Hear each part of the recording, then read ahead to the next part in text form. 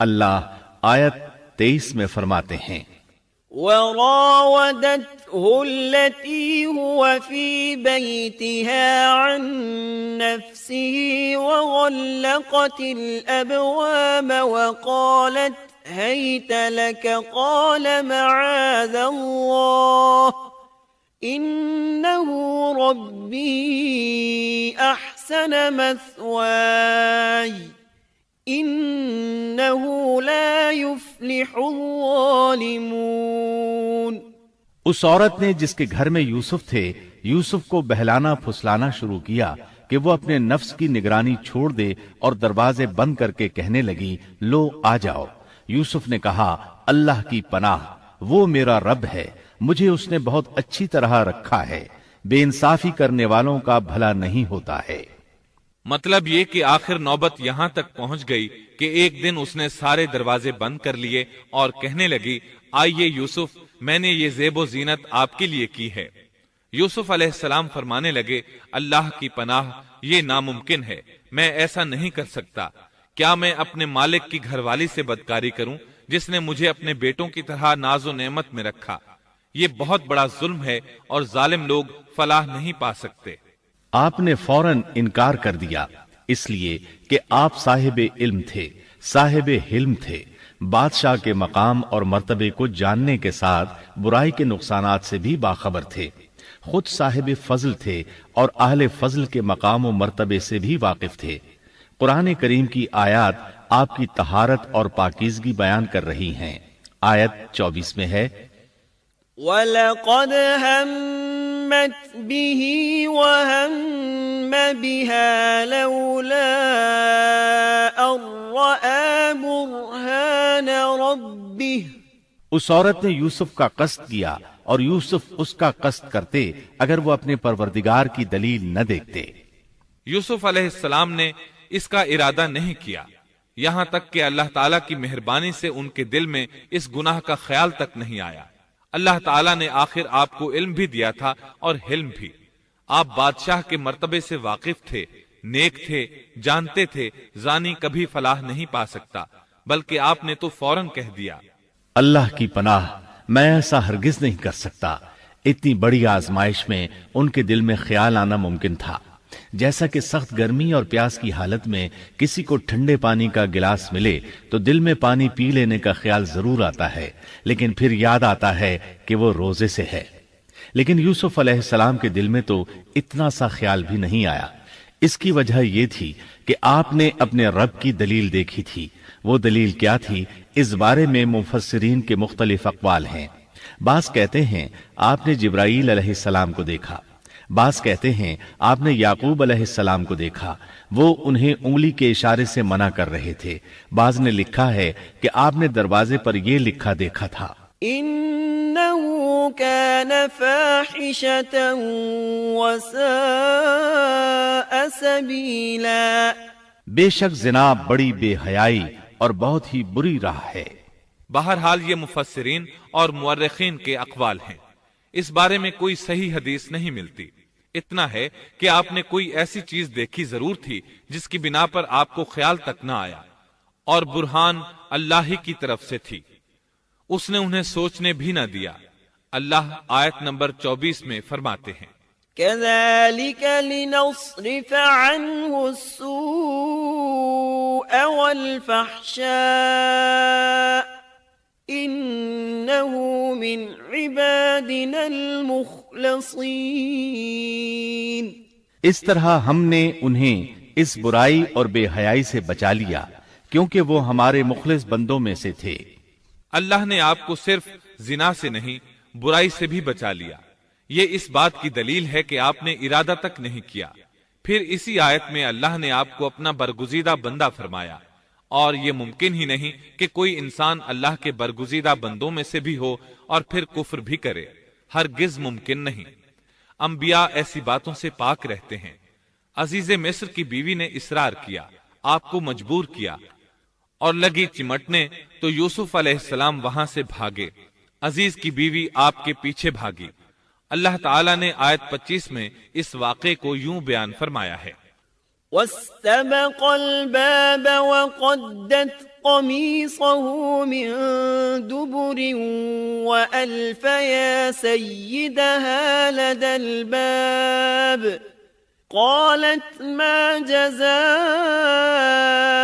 من أراد بأهلك سوءا إلا أن يسجن أو عذاب أليم۔ اور دونوں دروازے کی طرف دوڑے اور اس عورت نے یوسف کا کرتا پیچھے کی طرف سے کھینچ کر پھاڑ ڈالا اور دروازے کے پاس ہی عورت کا شوہر دونوں کو مل گیا تو کہنے لگی جو شخص تیری بیوی کے ساتھ برا ارادہ کرے بس اس کی سزا یہی ہے کہ اسے قید کر دیا جائے یا اور کوئی دردناک سزا دی جائے۔ سیدنا یوسف علیہ السلام خود کو بچانے کے لیے دروازے کی طرف دوڑ پڑے تھے، یہ پیچھے دوڑی، دروازہ بند تھا۔ ابھی آپ دروازہ کھولنے کی کوشش کر رہے تھے کہ اس نے پیچھے سے آپ کی قمیص پکڑ لی، جھٹکا جو لگا تو قمیص پیچھے سے پھٹ گئی۔ اسی دوران دروازہ کھل گیا اور عزیز مصر اندر داخل ہوا۔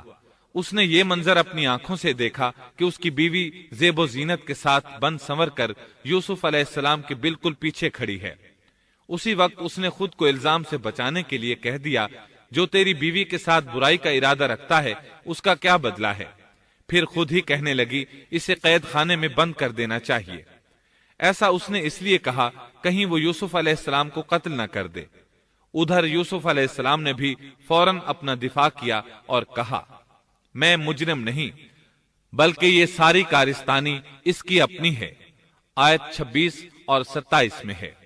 قال هي راودتني عن نفسي وشهد شاهد من أهلها إن كان قميصه قد من قبل فصدقت وهو من الكاذبين وَإِن كَانَ قَمِيصُهُ قُدَّ مِن دُبُرٍ فَكَذَبَتْ وَهُوَ مِنَ الصَّادِقِينَ۔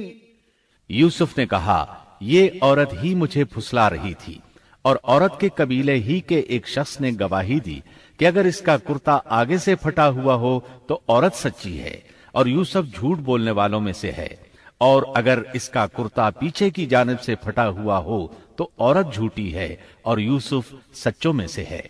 یہ گواہ کون تھا؟ اس بارے میں دو قسم کی روایات ہیں۔ پہلی روایت یہ ہے کہ وہ دودھ پیتا بچہ تھا، اس نے کہا کہ اس عورت نے بہکایا ہے اور یہ اللہ کا معجزہ تھا۔ دوسری روایت یہ ہے کہ عزیز مصر کے ساتھ اس کا چچا زاد تھا، اس نے کہا قمیص دیکھو کہاں سے پھٹی ہے، پیچھے سے پھٹی ہے تو یوسف سچے، اور آگے سے پھٹی ہے تو پھر وہ سچی ہے، یوسف جھوٹے ہیں۔ آیت نمبر 28 میں آتا ہے فَلَمَّا رَأَى قَمِيصَهُ قُدَّ مِن دُبُرٍ قَالَ إِنَّهُ مِن كَيْدِكُنَّ إِنَّ كَيْدَكُنَّ عَظِيمٌ۔ سو جب خاوند نے دیکھا کہ یوسف کا کرتا پیٹھ کی جانب سے پھٹا ہوا ہے تو صاف کہہ دیا کہ یہ تو عورتوں کی چال بازی ہے، بے شک تمہاری چال بازی بہت بڑی ہے۔ سید قطب کہتے ہیں عزیز مصر ان لوگوں میں سے تھا جن کے نزدیک شرف کی کوئی قیمت نہیں تھی، اگر اس میں غیرت ہوتی تو اس کا خون کھولتا، وہ عورت پر برہم ہوتا، لیکن اس نے غصے کے بغیر کہا۔ آیت 29 میں ہے یوسف اعرض عن هذا واستغفری لذنبک انکی کنت من الخاطئین۔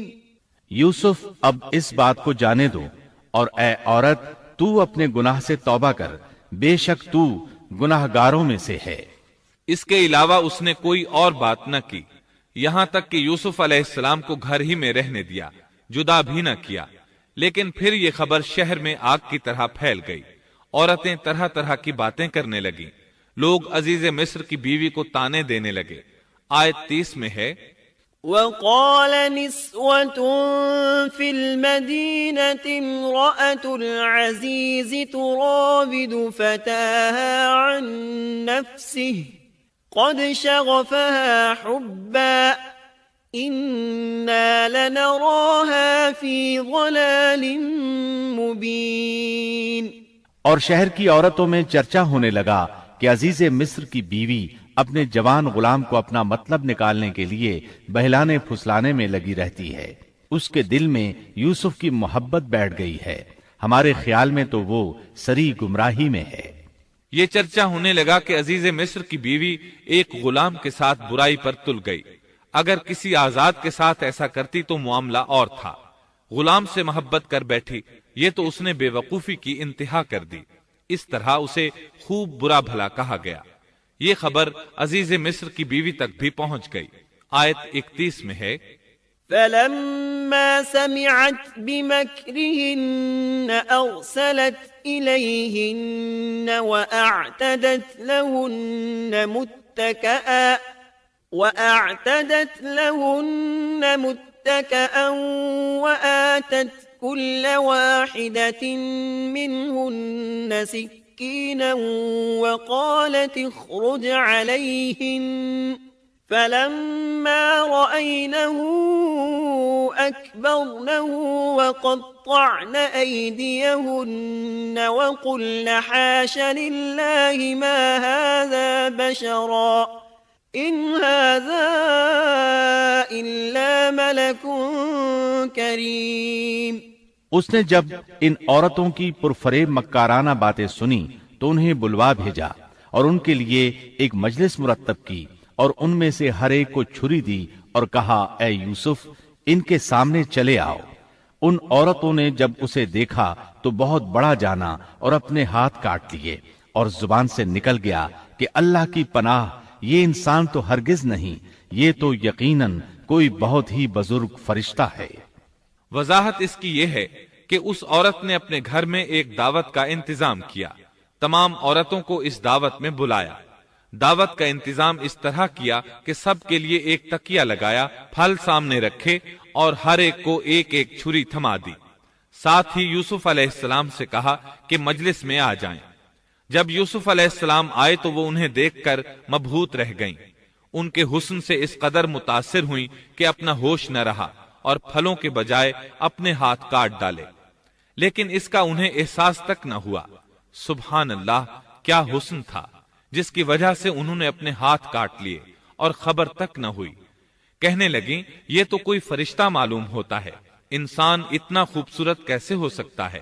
آیت 32 میں ہے قالت فذلكن الذي لمتنني فيه وَلَقَدْ رَاوَدتُّهُ عَن نَّفْسِهِ فَاسْتَعْصَمَ وَلَئِن لَّمْ يَفْعَلْ مَا آمُرُهُ لَيُسْجَنَنَّ وَلَيَكُونًا مِّنَ الصَّاغِرِينَ۔ اس وقت عزیز مصر کی بیوی نے کہا، یہ ہے وہ جس کے بارے میں تم مجھے تانا دے رہی تھی، میں نے ہر چند اس سے اپنا مطلب حاصل کرنا چاہا، لیکن یہ بال بال بچا رہا، اور جو کچھ میں اس سے کہہ رہی ہوں اگر یہ نہ کرے گا تو یقیناً یہ قید کر دیا جائے گا، اور بے شک یہ بہت ہی بے عزت ہوگا۔ یہ آیت اس بات کی واضح دلیل ہے کہ یوسف علیہ السلام نے برائی کا ارادہ نہیں کیا تھا۔ پھر بات یہیں پر ختم نہیں ہو گئی، بلکہ تمام عورتیں یوسف علیہ السلام پر ٹوٹ پڑیں۔ ان میں سے ہر ایک کی خواہش تھی کہ یوسف علیہ السلام اس سے محبت کریں اور بے حیائی کا ارتکاب کریں۔ اپنی عزت اور شرف کو انہوں نے خاک میں ملا دیا۔ یوسف علیہ السلام کے حسن پر فریفتہ ہو گئیں۔ اس کیفیت کو دیکھ کر یوسف علیہ السلام نے اپنے رب سے دعا کی۔ آیت 33 اور 34 میں آتا ہے قال رب السجن احب الی مما يدعوننی الیہ وَإِلَّا تَصْرِفْ عَنِّي كَيْدَهُنَّ أَصْبُ إِلَيْهِنَّ وَأَكُن مِّنَ الْجَاهِلِينَ فَاسْتَجَابَ لَهُ رَبُّهُ فَصَرَفَ عَنْهُ كَيْدَهُنَّ إِنَّهُ هُوَ السَّمِيعُ الْعَلِيمُ۔ یوسف نے دعا کی کہ اے میرے پروردگار، جس بات کی طرف یہ عورتیں مجھے بلا رہی ہیں اس سے تو مجھے جیل خانہ بہت پسند ہے۔ اگر تو نے ان کا مکر و فریب مجھ سے دور نہ کیا تو میں تو ان کی طرف مائل ہو جاؤں گا اور بالکل نادانوں میں جا ملوں گا۔ اس سے ظاہر ہوا سب عورتیں یوسف علیہ السلام کو اپنی طرف متوجہ کر رہی تھیں۔ انہوں نے ہر طریقہ اختیار کیا، لیکن یوسف علیہ السلام نے کسی ایک کی طرف توجہ نہ دی۔ اللہ نے انہیں بچا لیا اور عورتوں کی چال کو ناکام بنا دیا۔ اس واقعے کی خبر بھی لوگوں میں پھیل گئی۔ عزیز مصر کی بیوی کو پتا چل گیا کہ یہ خبریں پورے شہر میں پھیل گئی ہیں اور لوگ اسے ہی قصوروار ٹھہرا رہے ہیں۔ تب وہ اپنے خاوند کے پاس گئی، اس سے کہا اب کیا کیا جائے؟ سب لوگ مجھے ہی الزام دے رہے ہیں، معاملہ بہت پھیل گیا ہے، اس بات کو دبانے کے لیے کچھ کرنا چاہیے۔ عزیز مصر نے کہا پھر کیا کیا جائے؟ آخر آپس میں مشورہ ہوا، دونوں اس پر متفق ہو گئے۔ ابن عباس رضی اللہ عنہما فرماتے ہیں انہوں نے یوسف علیہ السلام کو ایک گدھے پر سوار کیا اور ایک ڈھول والا ساتھ کر دیا اور یہ منادی کرائی کہ اس عبرانی غلام نے اپنی مالکہ کے ساتھ برائی کی کوشش کی ہے، لہٰذا اسے اس جرم کی پاداش میں جیل میں ڈالا جاتا ہے۔ گویا انہوں نے اپنے پر سے الزام ختم کرنے کا یہ منصوبہ سوچا۔ اس بارے میں اللہ آیت 35 میں فرماتے ہیں ثم بدا لهم من بعد ما رأوا الآيات ليسجننه حتى حين۔ پھر ان تمام نشانوں کے دیکھ لینے کے بعد بھی انہیں یہی مصلحت معلوم ہوئی کہ یوسف کو کچھ مدت کے لیے قید خانے میں رکھیں۔ انہوں نے یہ اس لیے کہا تاکہ یوسف علیہ السلام پر تہمت لگائی جا سکے۔ اس طرح یوسف علیہ السلام قید خانے میں آ گئے۔ ان کے ساتھ 2 نوجوان اور قید خانے میں بھیجے گئے تھے۔ کچھ دن ساتھ رہنے کے بعد وہ جان گئے کہ یوسف علیہ السلام نیک سیرت انسان ہیں، عبادت گزار نوجوان ہیں۔ ایک رات دونوں نوجوانوں نے خواب دیکھے۔ صبح ہوئی تو دونوں یوسف علیہ السلام کے پاس گئے اور اپنا اپنا خواب سنایا۔ قرآن کریم آیت 36 میں اس کو یوں بیان کرتا ہے قال احدهما انی ارانی اعصر خمرا وقال الآخر انی ارانی احمل فوق رأسی خبزا تأکل الطیر منه نبئنا بتأویلہ انا نراک من المحسنین۔ اس کے ساتھ ہی 2 اور جوان بھی جیل خانے میں داخل ہوئے۔ ان میں سے ایک نے کہا کہ میں نے خواب میں اپنے آپ کو شراب نچوڑتے دیکھا ہے، اور دوسرے نے کہا میں نے اپنے آپ کو دیکھا ہے کہ میں اپنے سر پر روٹی اٹھائے ہوئے ہوں جسے پرندے کھا رہے ہیں۔ ہمیں آپ اس کی تعبیر بتائیے، ہمیں تو آپ خوبیوں والے شخص دکھائی دیتے ہیں۔ قید خانے کے قیدی بھی جان چکے تھے کہ یوسف علیہ السلام نیک ہیں۔ آپ نے سوچا یہ دین کی دعوت دینے کا بہترین موقع ہے۔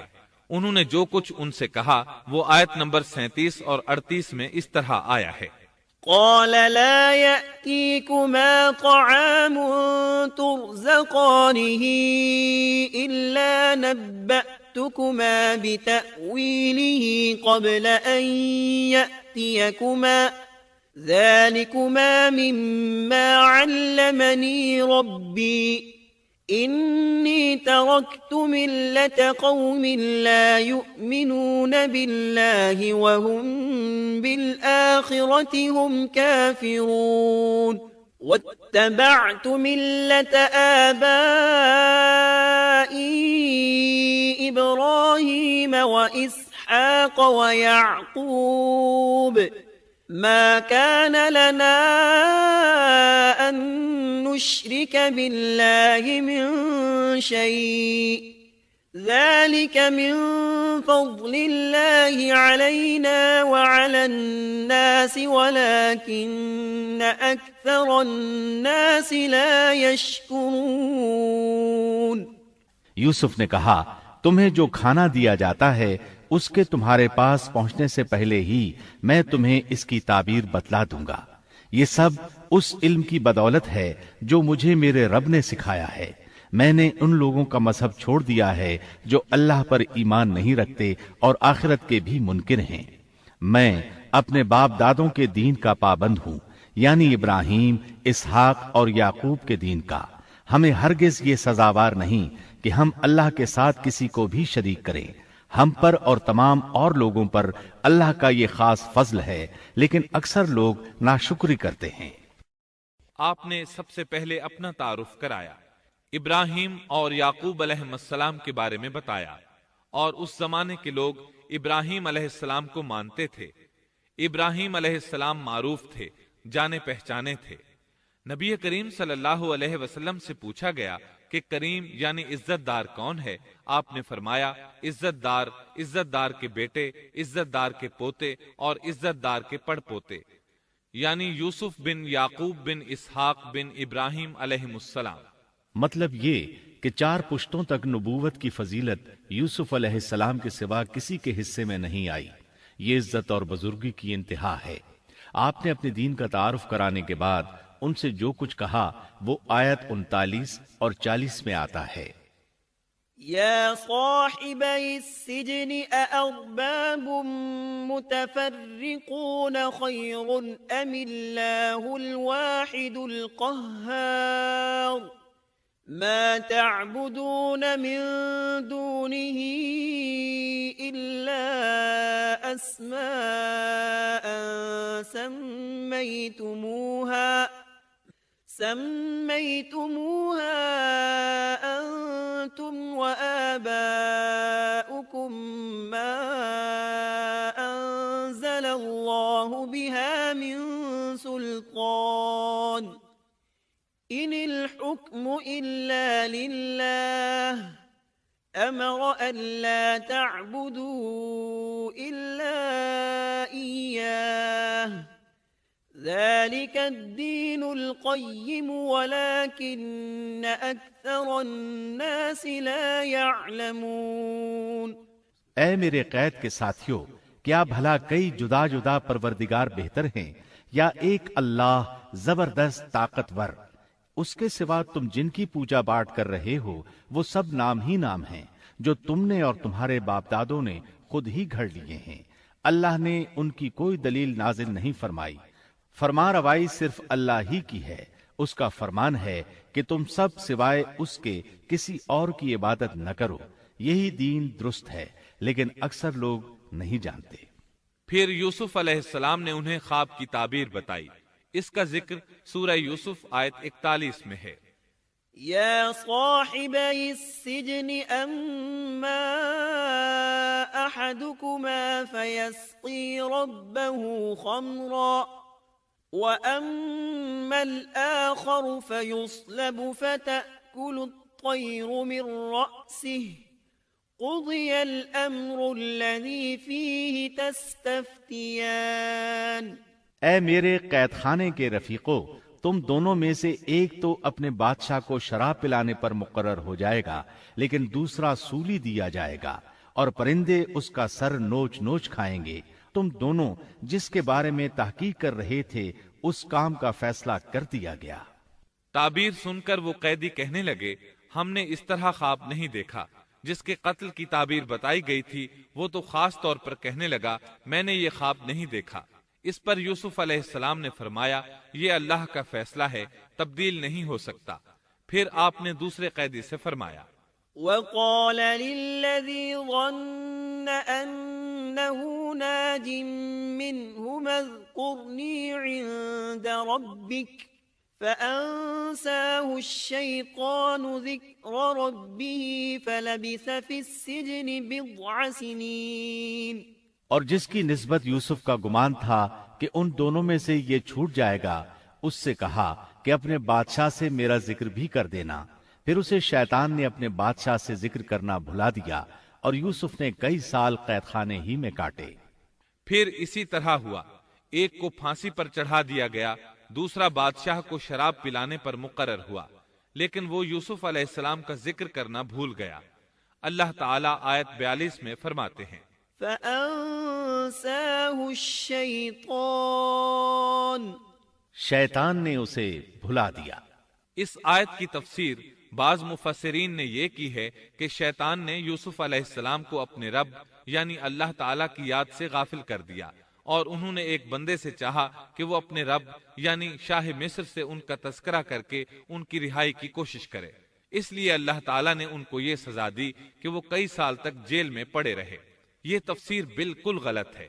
درست یہ ہے کہ فَأَنْسَاهُ کی ضمیر اس شخص کی طرف لوٹتی ہے جس کے متعلق یوسف علیہ السلام کا گمان تھا کہ وہ رہائی پانے والا ہے، اور اس آیت کے معنی یہ ہیں کہ شیطان نے اس شخص کو اپنے آقا سے یوسف علیہ السلام کا ذکر کرنا بھلا دیا، جیسا کہ علامہ ابن کثیر اور دیگر مفسرین نے اسی طرح کہا ہے۔ انس رضی اللہ عنہ سے مروی یہ روایت کہ اللہ تعالیٰ نے یوسف علیہ السلام کی طرف وحی کی کہ اے یوسف، تجھے تیرے بھائیوں سے کس نے نجات دی؟ فرمایا اے اللہ، آپ نے۔ اللہ نے پھر پوچھا یوسف، تجھے کنویں سے کس نے نکالا؟ انہوں نے جواب دیا اللہ، آپ نے۔ اللہ تعالیٰ نے پھر پوچھا یوسف، تجھے عورتوں سے کس نے بچایا؟ کہا اللہ، آپ نے۔ اب اللہ نے فرمایا پھر اب اللہ کے سوا کسی اور سے نجات کیوں طلب کرتے ہو؟ یہ روایت عقل اور نقل دونوں کے خلاف ہے، کیونکہ تکالیف و مصائب سے خلاصی کے لیے دنیاوی اسباب اختیار کرنا جائز ہے، جیسا کہ سورۃ المائدہ میں اللہ تعالیٰ فرماتے ہیں کہ نیکی اور تقوی کے کاموں میں ایک دوسرے کا تعاون کرو، اور یوسف علیہ السلام کا رہائی پانے والے شخص سے اپنی رہائی کے متعلق بادشاہ سے بات کرنے کو کہنا اس آیت کے عین مطابق ہے، اور ایسا کرنا توکل علی اللہ کے خلاف نہیں۔ لہذا مذکورہ بیان کردہ روایت جس طرح سند کے اعتبار سے کمزور ہے، اسی طرح مفہوم کے اعتبار سے بھی قرآن کے خلاف ہے۔ یوسف علیہ السلام قید خانے میں پڑے ہیں، کسی کو ان کی خبر تک نہیں۔ یہ ان کی ایک اور آزمائش تھی، کسی کو خبر ہو تو نکالے۔ آخر کچھ مدت بعد بادشاہ نے خواب دیکھا۔ وقال الملك إني أرى 7 بقرات سمان يأكلهن 7 عجاف و7 سنبلات خضر وأخر يابسات۔ بادشاہ نے کہا میں نے خواب میں دیکھا ہے کہ 7 موٹی تازی فربا گائیں ہیں جن کو 7 دبلی پتلی لاغر گائیں کھا رہی ہیں، اور 7 بالیاں ہیں ہری ہری اور دوسری 7 بالکل خشک۔ اس خواب نے بادشاہ کو پریشان کر دیا۔ اس نے کہا يا أيها الملأ أفتوني في رؤياي إن كنتم للرؤيا تعبرون قالوا أضغاث أحلام وما نحن بتأويل الأحلام بعالمين۔ اے درباریو، میرے اس خواب کی تعبیر بتلاؤ اگر تم خواب کی تعبیر دے سکتے ہو۔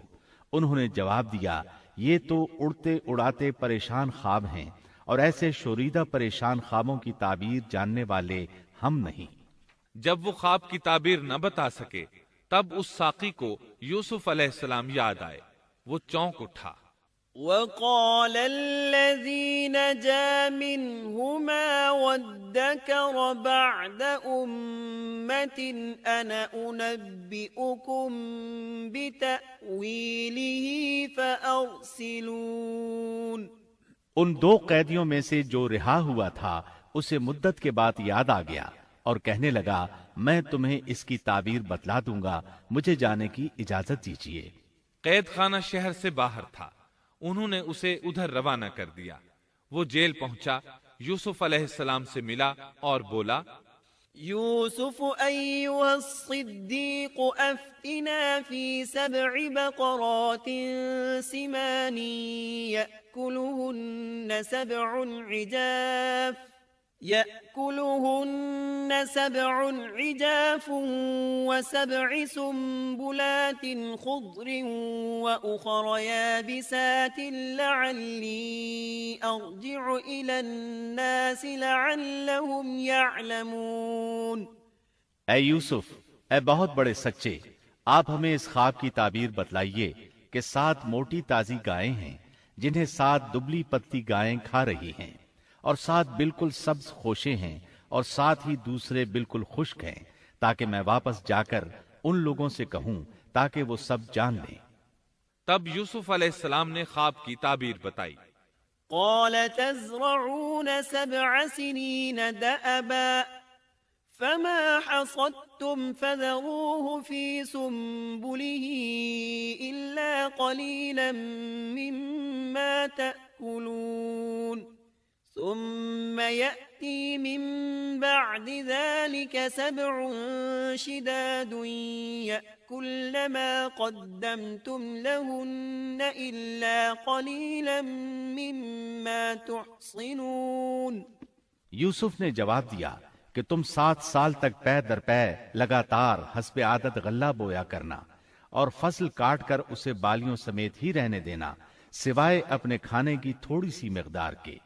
اس کے بعد 7 سال نہایت سخت قحط کے آئیں گے، وہ اس غلے کو کھا جائیں گے جو تم نے ان کے لیے ذخیرہ رکھ چھوڑا تھا، سوائے اس تھوڑے سے غلے کے جو تم محفوظ کر کے رکھو گے۔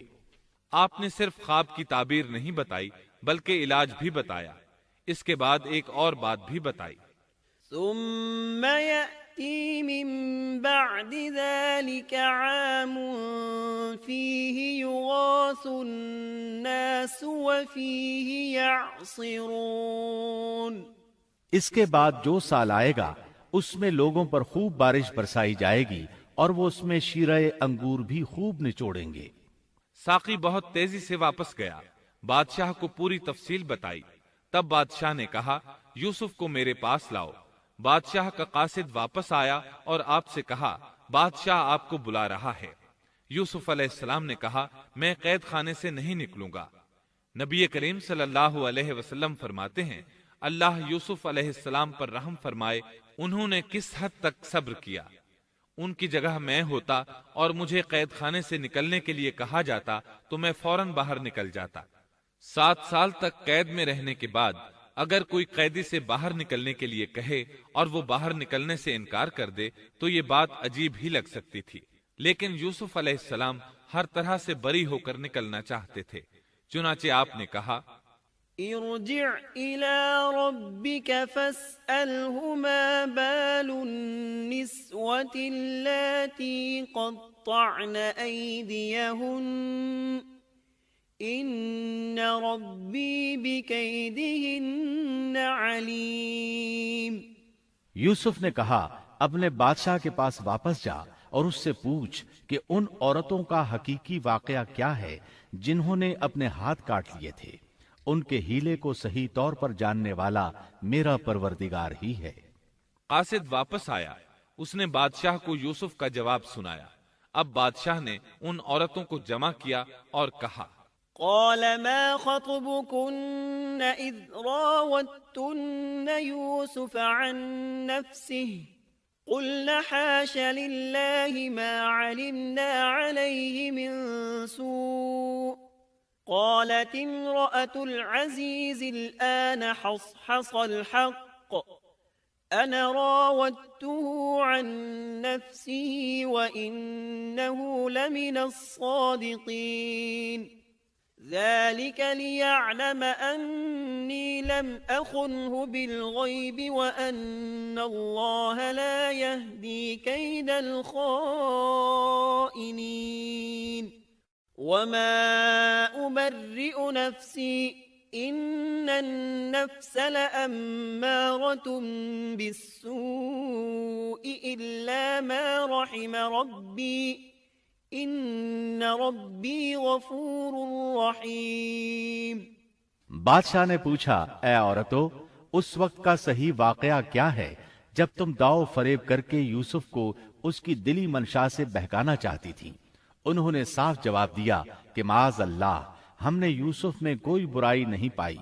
پھر تو عزیز مصر کی بیوی بھی بول اٹھی کہ اب تو حق سچ واضح ہو گیا ہے، میں نے ہی اسے ورغلایا تھا اس کے جی سے اور یقیناً وہ سچوں میں سے ہے۔ یوسف نے کہا یہ اس واسطے کہ عزیز مصر جان لے کہ میں نے اس کی پیٹھ پیچھے اس کی خیانت نہیں کی، اور یہ بھی کہ اللہ دغابازوں کے ہتھ کنڈے چلنے نہیں دیتا۔ میں اپنے نفس کی پاکیزگی بیان نہیں کرتا، بے شک نفس تو برائی پر ابھارنے والا ہی ہے، مگر یہ کہ میرا پروردگار ہی اپنا رحم کرے، یقیناً میرا پالنے والا، بڑی بخشش کرنے والا اور بہت مہربانی فرمانے والا ہے۔